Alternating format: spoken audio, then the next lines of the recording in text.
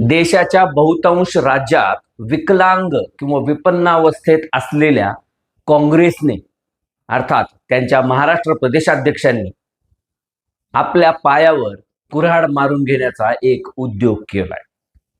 राज्याच्या उपमुख्यमंत्री तथा राष्ट्रवादी काँग्रेस पक्षाच्या नेत्या सुनेत्रा पवार यांना गुंगी गुडिया म्हटल्यामुळं महाराष्ट्रात एक नवा वाद निर्माण झाला. ज्या काँग्रेसला महिला नेतृत्वाची अखंड अशी एक परंपरा आहे, त्या काँग्रेसच्या प्रदेशाध्यक्षांनी उधळलेली ही मुक्ताफळं कुणालाच रुचलेली नाहीत.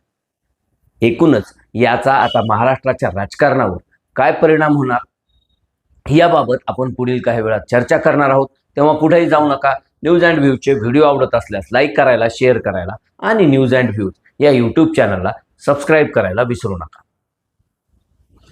नमस्कार, मी Laxmikant Ruikar. News and views मध्ये आपल्या सर्वांचं स्वागत. क्रिकेटच्या सामन्यात एखादा बॅट्समन हा चांगला फॉर्ममध्ये खेळत असतो किंवा त्याला फॉर्म गवसत नसतो. अशा दोन्ही वेळा त्याच्याकडून एक चूक होते आणि त्याचा स्वतःचाच पाय किंवा त्याची बॅट ही त्याच्या स्टंपला लागते आणि तो हिट विकेट होतो. असाच काहीसा प्रकार महाराष्ट्र प्रदेश काँग्रेसचे प्रदेशाध्यक्ष हर्षवर्धन सपकाळ यांच्या बाबतीत झालेला पाहायला मिळतोय. हर्षवर्धन सपकाळ यांच्या अधिकृत पेजवरून किंवा महाराष्ट्र काँग्रेसच्या अधिकृत एक्स पेजवरून राज्याच्या उपमुख्यमंत्री तथा राष्ट्रवादी काँग्रेस अजित पवार गटाच्या राष्ट्रीय अध्यक्षा सुनेत्रा पवार यांच्याबद्दल अत्यंत अभद्र आणि आपत्तीजनक, अपमानजनक टिप्पणी करण्यात आली आहे. सुनेत्रा पवार या गुंगी गुडिया आहेत असं सांगत एक व्हिडिओ देखील काँग्रेस पक्षाच्या वतीनं पोस्ट करण्यात आलाय. पण त्या व्हिडिओमध्ये पाहिल्यानंतर तेवढ्याच एका मिनिटासाठी किंवा 1.5 मिनिटासाठी धनंजय मुंडे बोलतायत आणि सुनेत्रा पवार या शांत आहेत असं लक्षात येतं. त्यावरून गुंगी गुडिया असा तर्क लावणं हे सपकाळांच्या बुद्धीला कसं काय पटलं असा प्रश्न आता उपस्थित झालाय. काँग्रेसनं ज्या भाषेत टिप्पणी केली त्यामुळं आता राष्ट्रवादी काँग्रेस अजित पवार गट असेल किंवा काँग्रेसमधीलच पृथ्वीराज चव्हाणांसारखे नेते असतील, हे देखील या टिप्पणीबद्दल टीका करतायत, नाराजी व्यक्त करतायत.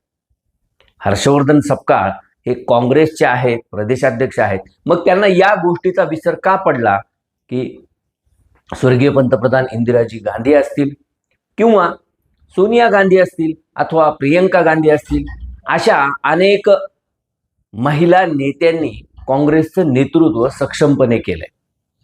इंदिरा गांधी या जेव्हा 1967 साली पहिल्यांदा देशाच्या पंतप्रधानपदी बसल्या तेव्हा राम मनोहर लोहियाजींनी त्यांच्यावर गुंगी गुडिया अशी अभद्र टिप्पणी केली होती आणि त्यानंतर याच गुंगी गुडियानं पाकिस्तानची फाळणी करत बांगलादेशची निर्मिती केली, इमर्जन्सी लागू केली आणि अनेक मोठमोठे डिसिजन्स घेऊन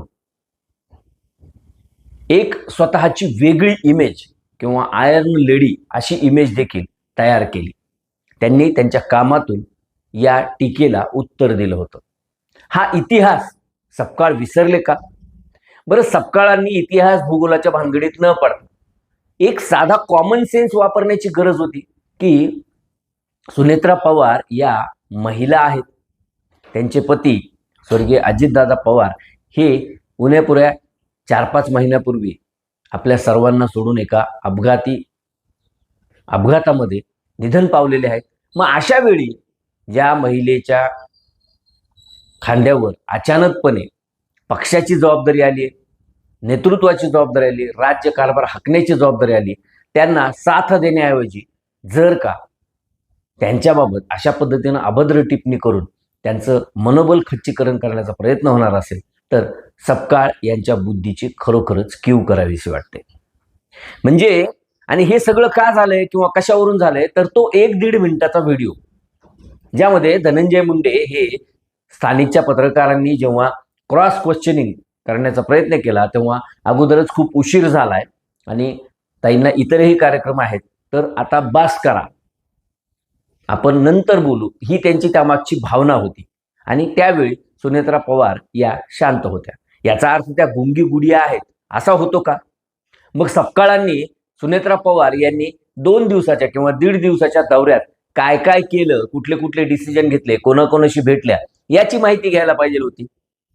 पण काय झालंय, अलीकडच्या काळात नेते सुद्धा एवढे उतावीळ झालेत ना, म्हणजे पूर्वी पत्रकार किंवा सामाजिक कार्यकर्ते अथवा अधिकारी यांच्याकडून फीडबॅक घेऊन नेते हे रिॲक्शन्स द्यायचे. आता नेत्यांना तेवढे उसंतच राहिलेली नाही. फक्त सोशल मीडियामध्ये किंवा चॅनल्सवर झळकायचं म्हणून तोंडाला येईल ते बरळत राहतात. पण त्यामुळं आत्मघात होतो हे आता सपकाळ प्रकरणावरून किंवा महाराष्ट्र काँग्रेसच्या प्रकरणावरून लक्षात येऊ लागले. सुनेत्रा पवार या बीड जिल्ह्याच्या पालकमंत्री आहेत. त्या नियोजनच्या बैठकीसाठी 1 दिवस अगोदरच सायंकाळी 5 वाजता बीडमध्ये दाखल झाल्या होत्या. सायंकाळी 5 ते रात्री 11, 11:30 वाजेपर्यंत त्यांनी वेगवेगळ्या बैठका घेतल्या. त्या बैठका घेतल्यानंतर त्यामध्ये कशा पद्धतीने विकासाचा प्लॅन असेल, कशा पद्धतीने निधी खर्चित झाला पाहिजे, कशा पद्धतीनं त्यावर वॉच ठेवला पाहिजे, या सगळ्या गोष्टी त्यांनी अधिकाऱ्यांना सूचना दिल्या. पदाधिकाऱ्यांचं, आमदारांचं, खासदारांचं ऐकून घेतलं. त्यानंतर सर्वसामान्य शेतकऱ्यांपासून ते अनेक आंदोलकांना देखील त्या प्रत्यक्ष भेटल्या. रात्री 11, 11:30 वाजेपर्यंत त्यांचा भेटीगाठीचा सिलसिला सुरू होता. त्यानंतर त्या शासकीय विश्रामगृहावर आराम करण्यासाठी गेल्या आणि पहाटे आपलं स्वतःचं आवरून सकाळी 7 वाजता त्या जिल्हा रुग्णालयाच्या पाहणीसाठी गेल्या होत्या. त्या ठिकाणी 1 ते 1.5 तास पाहणी केल्यानंतर त्यांनी इतर विभागाचा आढावा घेतला. अनेक ठिकाणी प्रत्यक्ष स्पॉटवर जाऊन त्यांनी व्हिजिट केली. मग हे सपकाळांना माहीत नाही का? आणि माहीत नसेल ना तर बरळता कशाला? थोडं गप पडायचं ना. काँग्रेसची आजची जी महाराष्ट्रातली अवस्था आहे किंवा देशभरातली अवस्था आहे ना, ती अशा वाचाळवीरामुळं अत्यंत अधिकच खोल चालली आहे. हे कळत नाही का यांना? सुनेत्रा पवार या आदल्या दिवशी 5 वाजेपासून ते दुसऱ्या दिवशी 4 वाजेपर्यंत बीडमध्ये किमान 100 ते 200 डेलिगेट्सला भेटले असतील. अनेक सामाजिक कार्यकर्ते, शेतकरी, आंदोलक यांच्या त्यांनी भेटी घेतल्या असतील. अनेक महिलांशी त्यांनी हितगुज साधला असेल. बीड जिल्हा रुग्णालय असेल किंवा इतर ठिकाणच्या विकास कामांची पाहणी केली. जिल्हा रुग्णालयातील अनेक महिला, माता, लहान लेकरं यांच्याशी त्या बोलल्या. तिथल्या अधिकाऱ्यांकडून त्यांनी फीडबॅक घेतला. मग त्यांना गुंगी गुडिया कसं म्हणता येईल? बरं, एवढं सगळं होऊन जेव्हा नियोजनची बैठक झाली तर 3-3.5 तास पेक्षा अधिक नियोजनची ही बैठक बीडमध्ये झाली.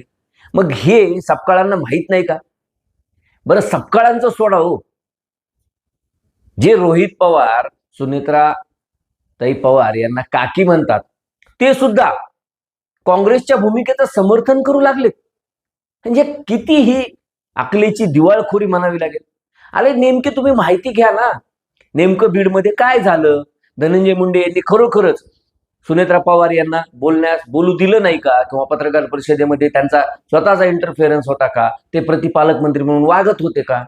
याची माहिती घेतल्यानंतर जर काही रिॲक्शन दिली असते ना तरी चालली असते. आणि रिॲक्शन सुद्धा त्यालाही काही शब्द मर्यादा असतात, काही भान ठेवून बोलावं लागतं. गुंगी गुडिया, ज्या स्त्रीचं कुंकू 4-5 महिन्यापूर्वी हिरावलं गेलं, जी स्त्री सक्षमपणे उभा राहण्यासाठी धडपडते आहे, स्वतःतील नेतृत्व गुण पुढे आणण्यासाठी प्रयत्न करते आहे, आणि ज्या महाराष्ट्राला सावित्रीबाई फुलेंचा वारसा आहे, अहिल्यादेवी होळकरांचा वारसा आहे, जिजाऊचा आपण अभिमानानं नाव घेतो, त्या मा जिजाऊंचा वारसा आहे, अशा महाराष्ट्रामध्ये जर का एका महिलेचा अशा पद्धतीनं अवमान केला जात असेल, तिच्याबद्दल जर का अशी अभद्र टिप्पणी केली जात असेल, तर त्या पक्षाला आणि त्या पक्षाच्या प्रदेशाध्यक्षांना काय बोलावं? म्हणजे या लेवलपर्यंत जर का राजकारण गेलं असेल, इतक्या खालच्या पातळीवर जाऊन जर का राजकारण होणार असेल, तर खरोखरच क्यू करावीशी वाटते या सर्वच राजकीय पक्षांची. ज्या पद्धतीनं हर्षवर्धन सपकाळ बोलून गेले किंवा हर्षवर्धन सपकाळांनी गुंगी गुडिया हा शब्द वापरलाय ना, तो फक्त राष्ट्रवादी काँग्रेसच्याच कार्यकर्त्यांना खटकलाय का? तर असं नाही. तो तमाम महिलांचा अवमान केला गेलाय.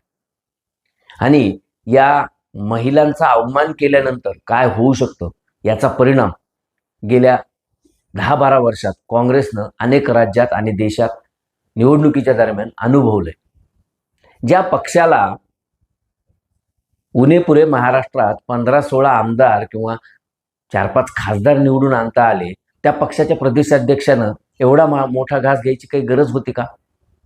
याला पुंगी वाजून किंवा थाळी वाजून साप घरात घेण्याचा प्रकार असं म्हणतात. म्हणजे हर्षवर्धन सपकाळांनी ज्या बेमालूमपणे ही टीका केली आहे आणि ज्या अभद्र भाषेचा वापर केलाय ना, तो कुणालाही खटकणाराच आहे. माजी मुख्यमंत्री पृथ्वीराज चव्हाण यांनी देखील त्यांच्या या वक्तव्यावर नाराजी व्यक्त केली आहे की अशा पद्धतीने एखाद्या महिलेला बोलणं किंवा तिच्याबद्दल बोलणं हे योग्य नाही.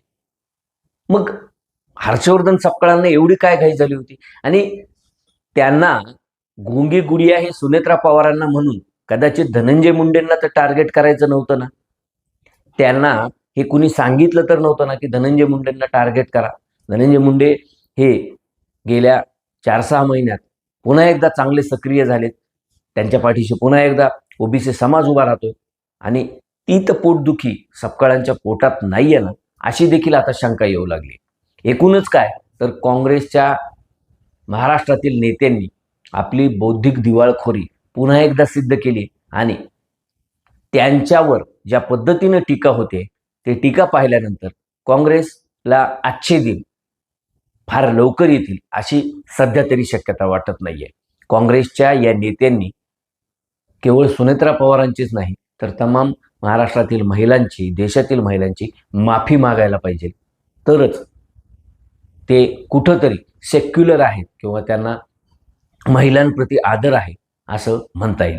तुर्तास इतकंच. न्यूज अँड व्ह्यूजचे व्हिडिओ आवडत असल्यास लाईक करायला, शेअर करायला आणि न्यूज अँड व्ह्यूज या यूट्यूब चॅनलला सबस्क्राईब करायला विसरू नका.